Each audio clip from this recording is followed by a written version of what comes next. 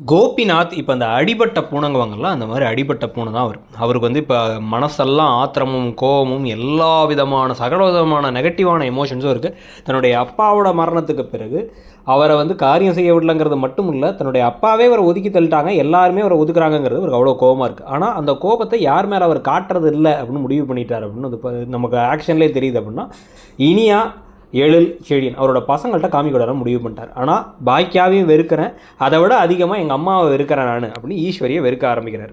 இதில் வேறு இப்போ வந்து இப்போ இனியாவை கொண்டு போய் இவர் தான் ட்ராப் பண்ணார், இந்த விஷயங்கள்லாம் வந்து தெரிய வந்துச்சு அப்படின்னா வந்து கொஞ்சம் கொஞ்சமாக அவங்க கூடலாம் நீ பேச வேணாம், அவங்க கூடலாம் இனிமேல் வந்து அவனுக்கு அப்பா கிப்பான்னு இது பண்ணாது, தாத்தாவே போகிறதுக்கு முன்னாடி அவன்லாம் என் புள்ள இல்லைன்ட்டார், உனக்கு என்ன அப்பா அப்படி இப்படின்னு வந்து பல விதமான விஷயங்களை இப்போ ஈஸ்வரி கோபத்தில் பேசுகிறதுக்கான வாய்ப்புகள் இருக்குது.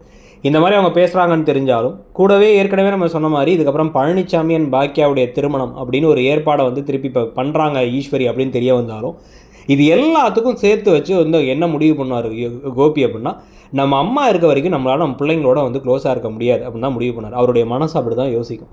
இன்னொரு பக்கம் பாக்கியாவுக்குன்னு தனியார் சுய சம்பாத்தியம் இருக்கிறதும் அவருக்கு அப்படி கண்ணை ஊற்றிக்கிட்டே ரொம்ப நாளாக இருக்குது. ஸோ பாக்கியாவுடைய சம்பாத்தியத்தை காலி பண்ணணும் அப்படின்னா அந்த ஹோட்டலில் பழி வாங்கணும், ஹோட்டலை வந்து மொத்தமாக இழுத்து மூடுற மாதிரி விஷயத்த பண்ணணும் அப்படின்னு நினச்சிட்டு இருக்காரு. இந்த ஹோட்டலை இழுத்து மூடனா அவங்க வேறு ஹோட்டலுக்கு போக போகிறாங்க, வேறு இடத்த கண்டுபிடிக்க போகிறாங்கிறது அவருக்கு தெரியுதா இல்லைங்கிறது தெரில. ஆனால் எஸ்டாப்ளிஷான ஒரு இடத்த காலி பண்ணணும்னு முடிவு பண்ண போகிறாரு. இது இல்லாமல் இன்னொரு பக்கம் நெகட்டிவாக ஒரு முடிவெடுக்க வாய்ப்பு இருக்குது அப்படின்னா, அவர் ரொம்ப வில்லனாக காமிக்கிறதுக்காக தன்னுடைய தாயவே வந்து கொலை செய்கிறது, கொலை முயற்சி, போட்டு தள்ளுறது அப்படிங்கிற மாதிரி வந்து ஈஸ்வரியை போட்டு தள்ளணும்னு இவர் முடிவு பண்ணுறதுக்கான வாய்ப்புகளும் அதிகமாக உண்டு.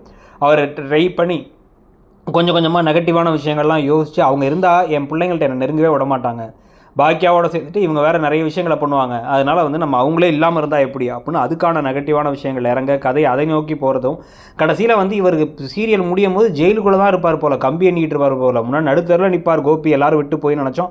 ஆனால் அப்படி இல்லாமல் நெகட்டிவாக போகிறதுக்கான வாய்ப்புகள் அதிகமாக இருக்குது. ஸோ நீங்கள் இந்த கதை போகிற போக்கை பற்றி என்ன நினைக்கிறீங்க, எப்படி இருந்தால் பெட்டர்னு நினைக்கிறீங்க? கோபி திருந்துற மாதிரி இல்லாமல் நாளாக நாளாக இன்னும் மோசமாகிட்டு இருக்கிறத பற்றியும், ப்ளஸ் கூடவே வந்து ஈஸ்வரி மேலே கோபமாகி ஈஸ்வரியை வந்து மொத்தமாக வெறுக்கிறேன், அவங்களுக்கு வந்து நான் பழி வாங்குவேன் அப்படின்னு இறங்கினதை பற்றியும் கருத்து என்னங்கிறத சொல்லுங்கள். தேங்க்யூ.